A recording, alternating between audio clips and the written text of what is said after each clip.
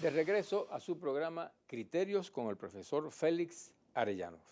Profesor, unas preguntas que le hicieron desde la calle. Muy interesante, eso indica cómo la sociedad en general está preocupada por estos temas que antes parecían los temas internacionales una agenda de exclusivas. No, es de toda la sociedad. Muy bien, al joven que nos hablaba de cuál es la garantía, hay que aclararle a él que no ha habido tantos acuerdos, esto es novedosísimo. Tenemos el precedente de la Unión Patriótica, del M-19, ¿Sí? que dio origen a la Unión Patriótica. ¿Qué garantías hay? Sí hay garantías. Fue una negociación muy exhaustiva, no podemos desconocerlo, obviamente, con un enorme respaldo internacional que no había ocurrido antes, enorme, variado, muy hábil el presidente Santos en estos manejos. Estaba en Cartagena de Indias buena parte de la sociedad mundial. Fondo Monetario, Banco Mundial, Banco Interamericano, Corporación Andina, eso es inteligencia. John Kerry. Ese es el trabajo futuro. El trabajo futuro es trabajar con la CAF, es trabajar con el BID histórico. Ahora, el capital no puede hacer lo que quiera. Entonces, este no es que han habido muchos acuerdos, han habido intentos. El enorme esfuerzo del expresidente Pastrana Hijo, cuando dejó el territorio en manos de la FARC, y fue más un error que un acierto. Han habido intentos, pero este es el primer acuerdo que se firma de esta magnitud. Yo creo que hay elementos que pueden garantizar el respaldo de la comunidad internacional, de las Naciones Unidas, que avanzara con buen tino desarme, es clave. Es clave para la sociedad colombiana y para los vecinos.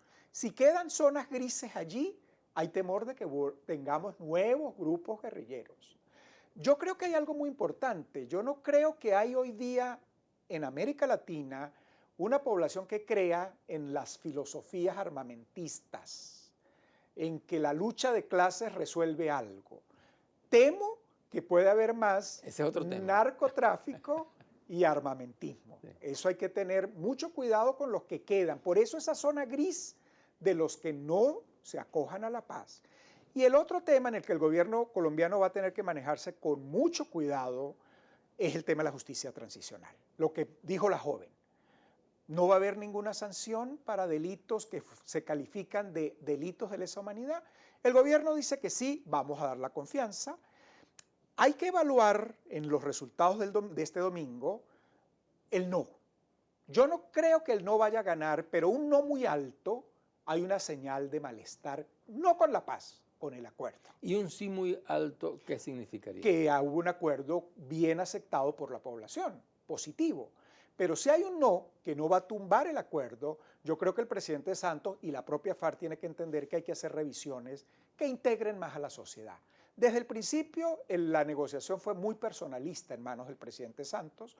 Yo creo que ha debido ser un proyecto nacional de los partidos políticos y de la sociedad civil. Hacia allá deben caminarse, a perfeccionarse vía la mayor participación de la sociedad colombiana para que la inserción y la tolerancia sea más fácil de trabajar, que no es tarea fácil.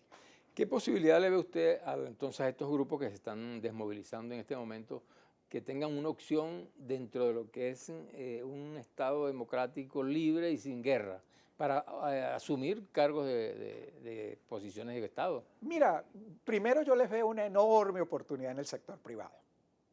Es ahí donde están las mayores oportunidades. Más que políticos. Sí, bueno, políticos algunos, pero lo importante es que haya generación de empleos. Lo importante es que haya formación de técnicos.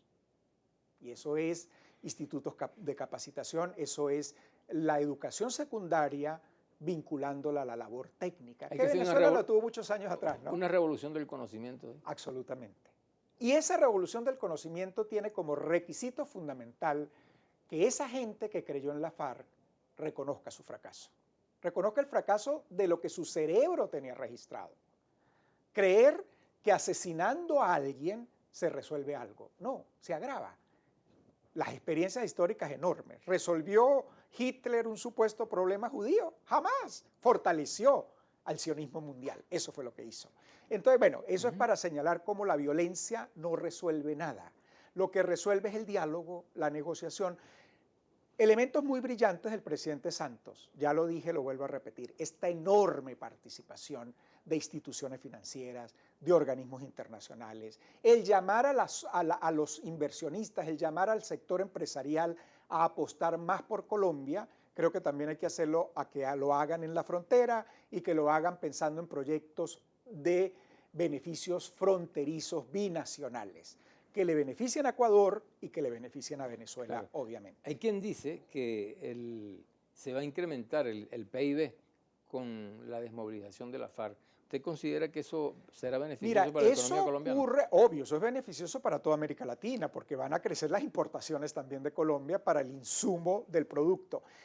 Como vemos, gracias por esa pregunta, eso solo será posible si hay participación de sociedad civil, si hay participación de empresariado, si hay participación de pequeña y mediana industria. Un Estado no puede por sí solo hacer esa subida de PIB, menos en Colombia, donde el Estado no ha tenido recursos tan poderosos como tenía Venezuela con el petróleo. Y dije tenía en el pasado, ¿no? El petróleo está ya perdiendo mucho protagonismo. Es necesario que toda la sociedad participe, uno, para que se logre la inserción. La tolerancia de todos los lados, ¿no? Porque es que la FARC se formó con una soberbia ideológica, creer que ellos eran la única alternativa. Surgió por los enfrentamientos que hubo y la muerte de Gaitán, ¿no? Inicialmente. Bueno, ese fue el punto mal manejado. Una sociedad hoy día con más técnicas había que inmediatamente generar la forma de inserción de esos grupos críticos. La reacción fue violencia, y la violencia que generó, más violencia. Esa es la gran lección. El perdón a todas estas cosas que han ocurrido, ¿cree que sea un punto importante para que esto de alguna manera pueda llegar a feliz? El perdón es la firma del acuerdo. El perdón ya está funcionando con la firma del acuerdo. Lo perfecciona una justicia transicional prudente, que dé sanciones y que no sean sanciones draconianas, que permitan responder por lo sancionado. Quizás lo ideal incluso sería que paralelo a eso haya un reformateo de la capacidad intelectual de la FARC. Porque es que ¿Cómo se explica eso? Yo quedé impactado en los primeros discursos de la FARC en La Habana, cómo seguían insistiendo en el modelo en el que el Estado lo resuelve todo, en el modelo en que el gobierno lo resuelve todo, y ese es el fracaso. Si Santos pensara así, no hay inserción de esa población, no tiene capacidad el gobierno colombiano para eso. Profesor, sí. Hemos llegado ya al final de este segmento. Por favor, una reflexión final al país. La reflexión para el país, para América Latina, es olvidar los esquemas autoritarios, es olvidar los esquemas que discriminan y que excluyen.